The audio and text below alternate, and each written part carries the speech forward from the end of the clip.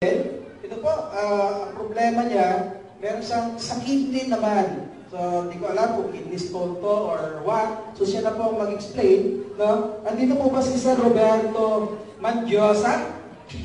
Andiyan po ba? Ayan, sige po. Palakpakan po natin si Sir.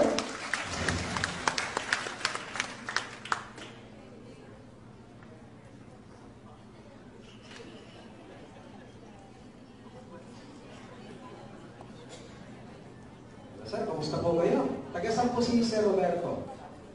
Pasig. Sige po, ikwento niyo po yung ano. So, yung mic pa po. Sige sir, dito po tayo sir. Hello? Ay, ako pumunta ng Bumanila. Isang linggo lang akong uminom. Natanggal ng tato sa hindi. Wow! Ito sir, oh. Grabe, oh.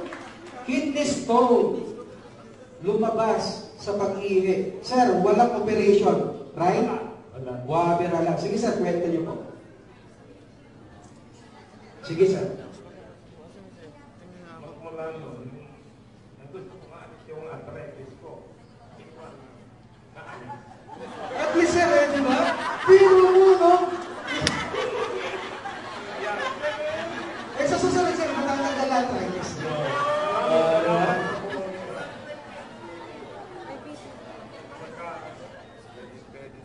Dami ko nang nakikita nito.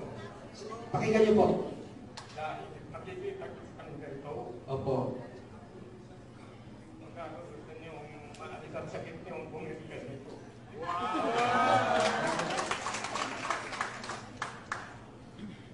Sige sir.